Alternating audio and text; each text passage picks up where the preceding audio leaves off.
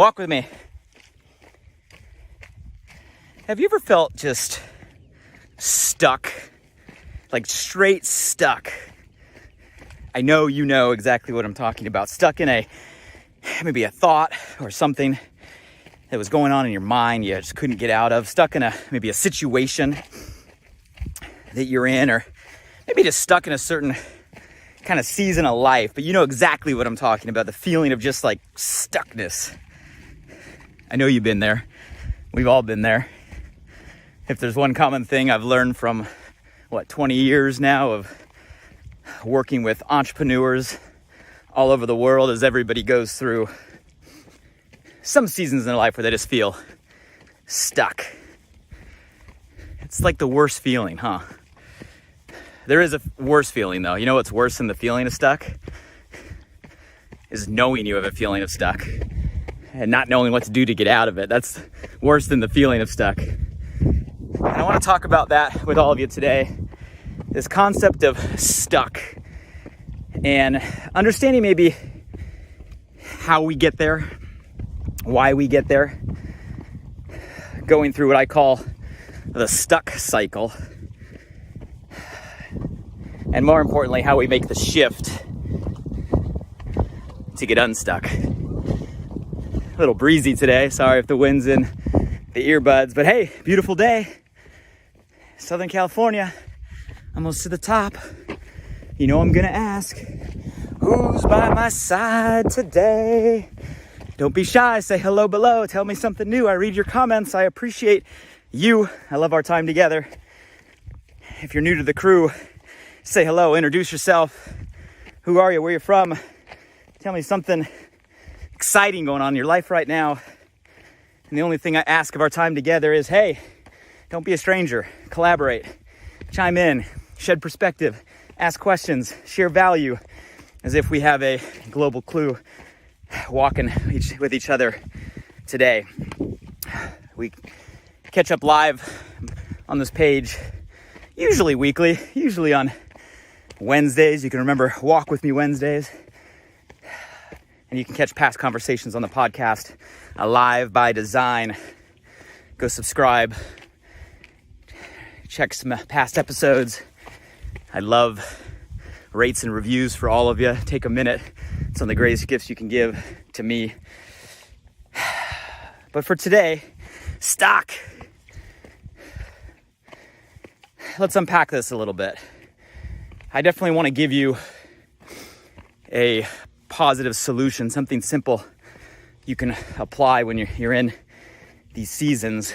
But I think a quick step back and high level just education on understanding maybe why we get in these stuck situations is important.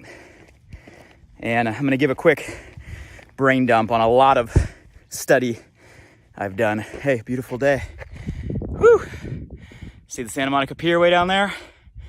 Sun is shining today. Malibu, Santa Monica Mountains. It's my favorite rock on the top.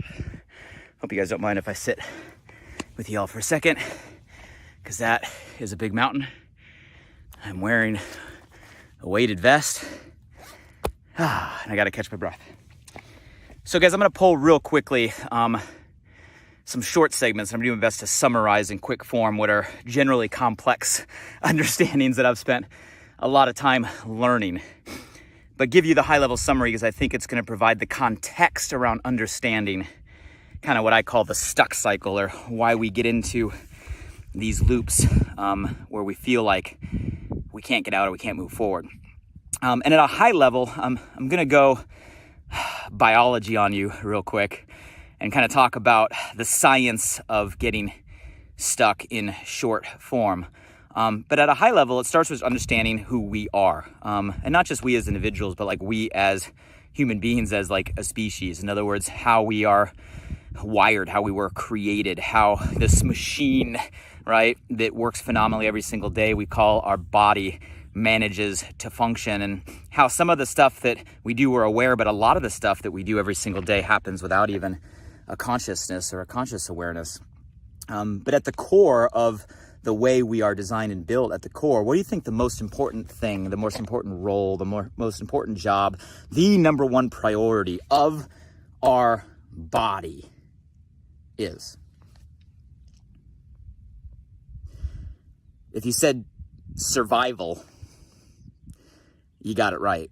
You guys, at the core, at the fundamental level, right, the foundation or the bedrock of everything is our body is built to survive. Because if it doesn't do that, nothing else matters. That is the number one priority and responsibility of the way we were designed, of the systems within us. Survival at our core is the number one priority. Everything else is above that. And understanding that, you're going to understand that the way we are built and the way that our systems work, it is designed with that priority in mind, designed to help us survive first and foremost. And with that in mind comes kind of a second overarching understanding that our body is always, because we are driven to survive, is always going to seek familiarity, okay? The known, right? What we are familiar with, what we're have seen or done or been or had before. And it's always going to seek and prioritize that over the unknown, right? Or something new. And for no other reason other than the familiar is known. It is a known journey, right? It's kind of like, hey, if you really, really needed to get to a destination, right? And there's one way that you've gone, right? A time before, one time before, 3 times before, 10 times before, 100 times before, and you wanted certainty to get to that destination, you're probably going to take the path that you've been what?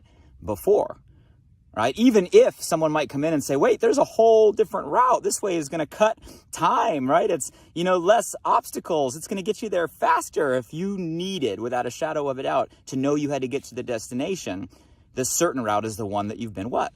Before. You guys, that's the way that our body operates every single day on a lot of levels. Right? 3 quick thoughts or quick examples. And again, I'm going to go science on you. I'm going to go nerd on you for a second, but I think it's important to understand this stuck cycle, right? First and foremost, at a kind of physical, right? Or physiological, is that the word? level, right? When it comes to our biology, our body, right, is always going to seek the familiar. At a chemical level, have you ever heard the term or been familiar with the term that we all kind of have a home state, right? A home state of feeling or of emotion. It's true. We all kind of have a home state of how we feel. And that's because our body gets used to, right, the chemical level, right, of what's going on in our body in a certain situation. Have you ever seen somebody that has just been anxious for so long that their home state is anxious?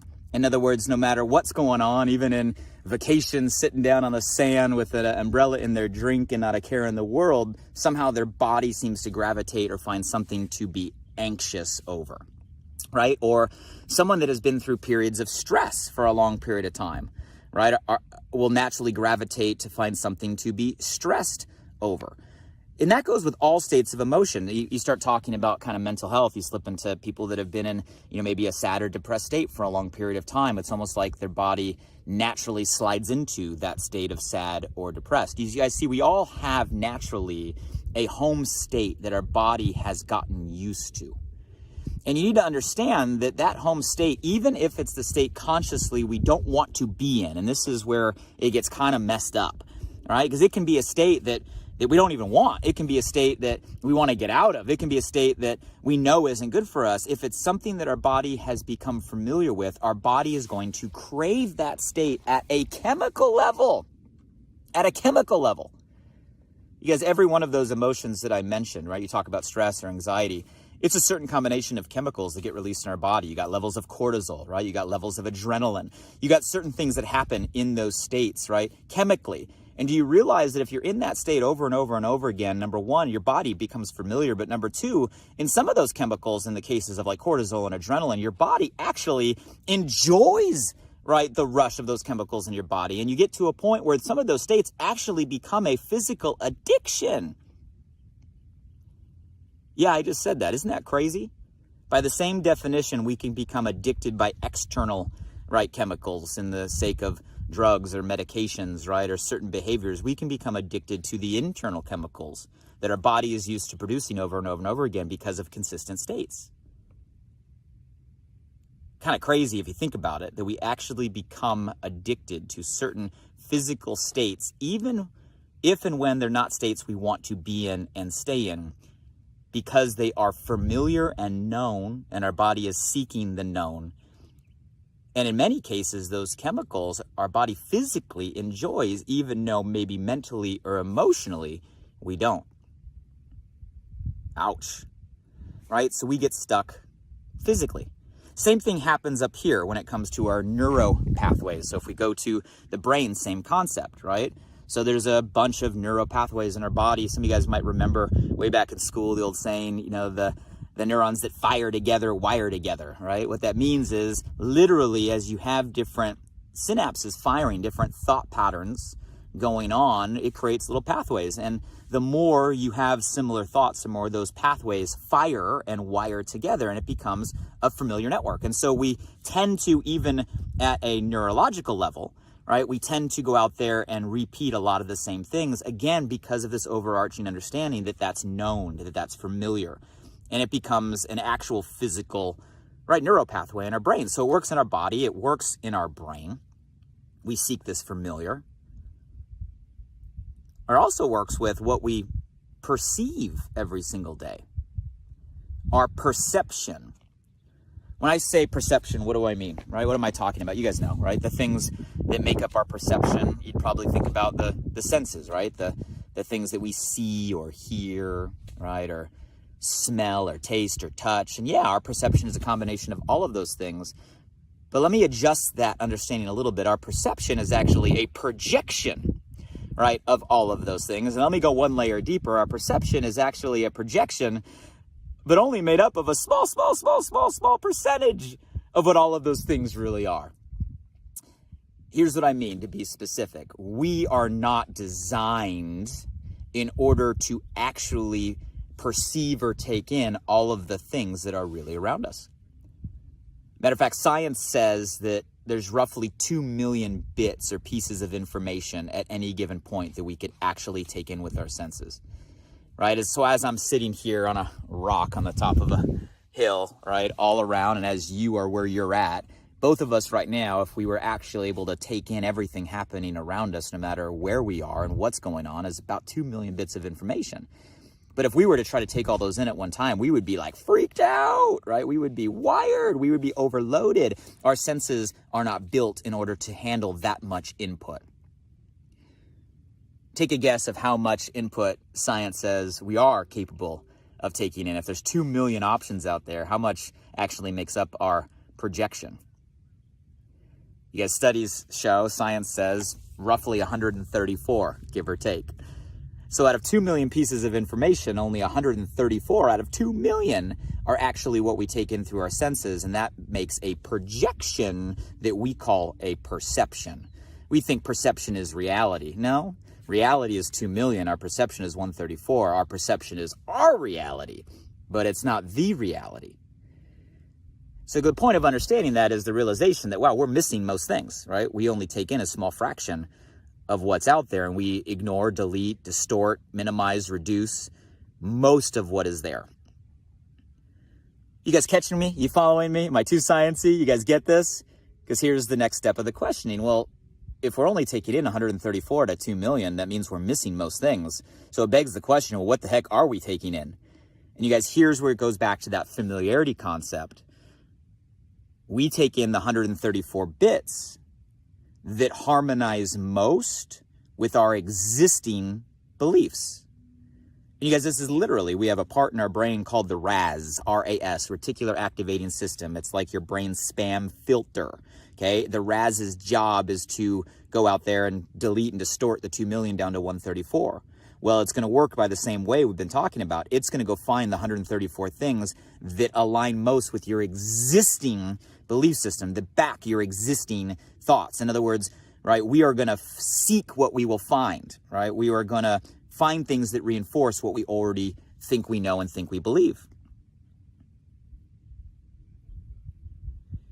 So guys, those thoughts at a high level, right? Some of you guys are saying, Blake, I thought you were talking about getting stuck. How does this have to do with getting stuck? Well, let me connect the dots. Our body is built to seek familiar. Our body is built, right, to continue to go down a path it's already been. Physically, mentally, and even our projection of what we are seeing as reality is reinforced by our existing, right, beliefs and our existing experiences. Well, now enters the whole conversation of why I talk about a script. Right? Some of you guys have watched the TED Talk. You know I'm passionate about this concept. And when I talk about the script, normally I'm talking about kind of the universal global script or prescription we've all seemed to be given for how to live, because it's just fascinating to me that everywhere I go in the world, and I haven't been everywhere, but I've been a lot of places, I find that everybody has been taught some variation of this prescription. And you guys know how it goes, the prescription for how to live, right?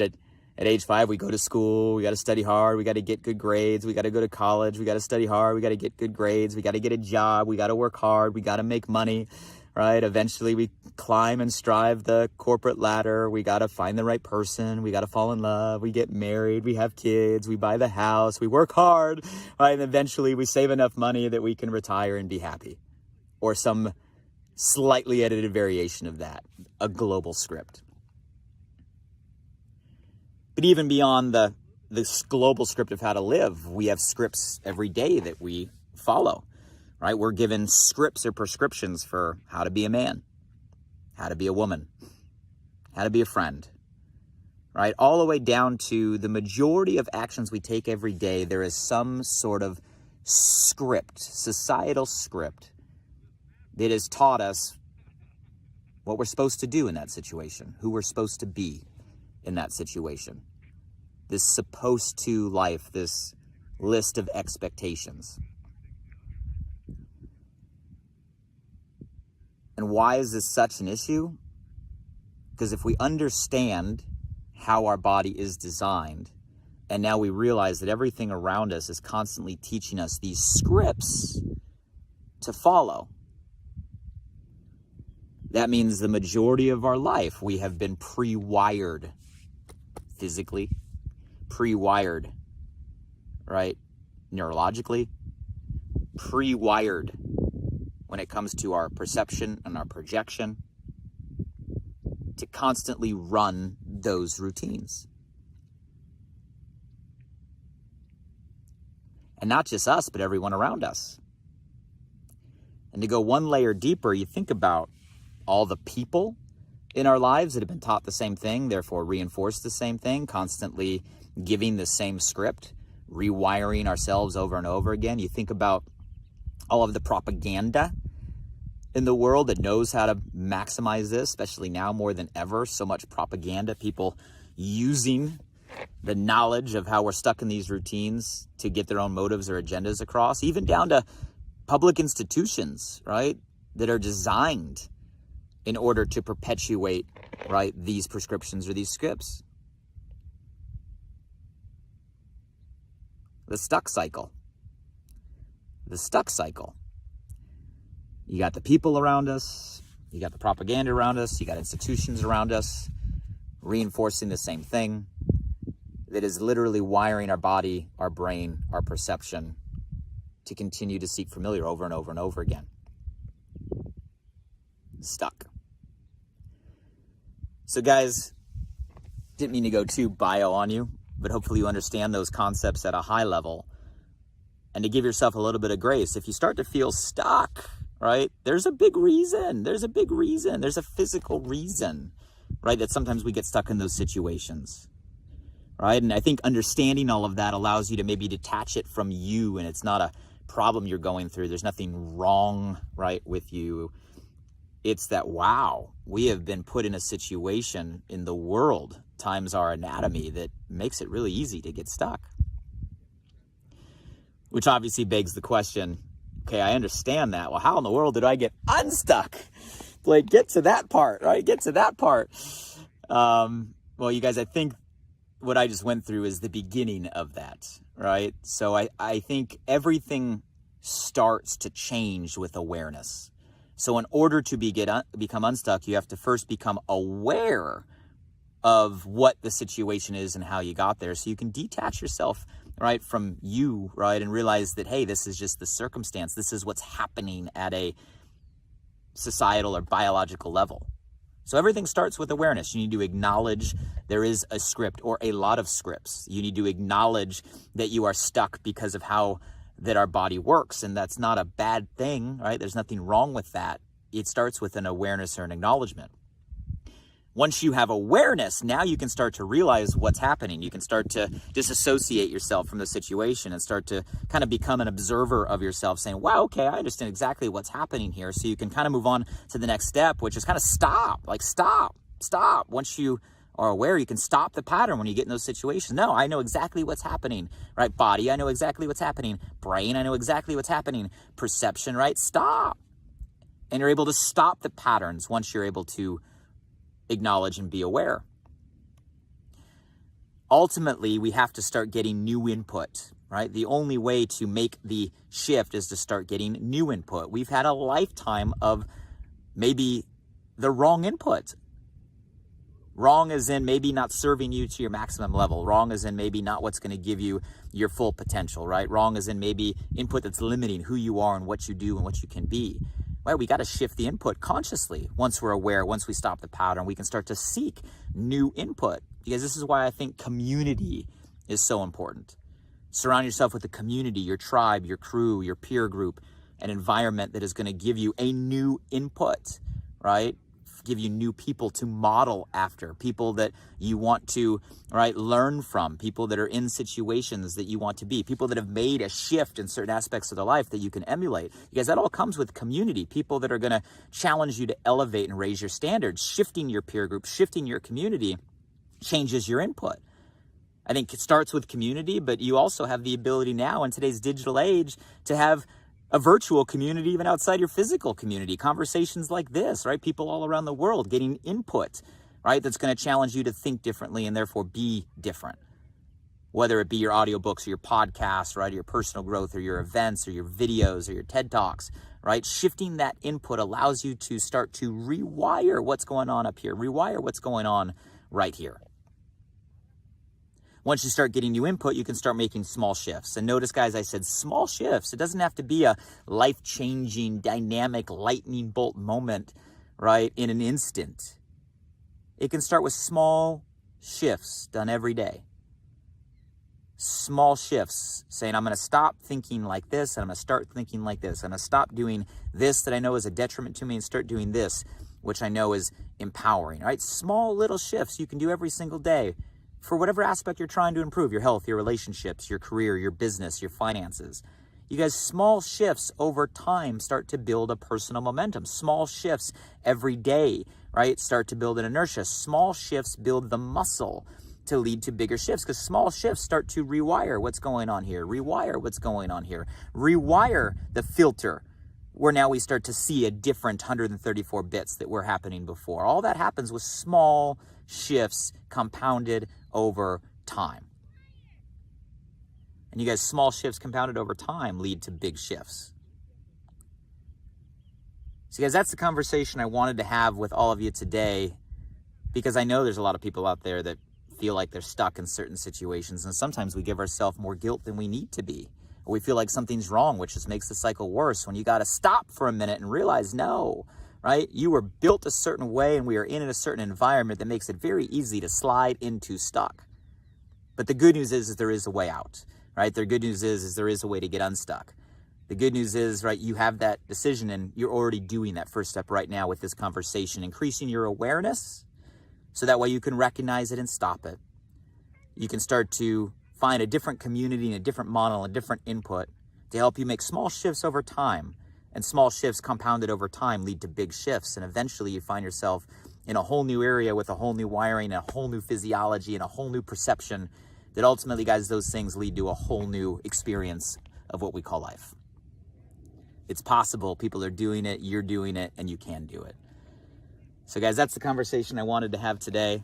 What I love about a blessing in disguise of this whole pandemic mess is that it has really shined a light on the scripts that are broken, stopped our routines in our tracks, shattered the glass, and is forcing us maybe to reevaluate things we were running that weren't even allowing us to be all that we can be, and now start to consciously choose, right, and make that shift.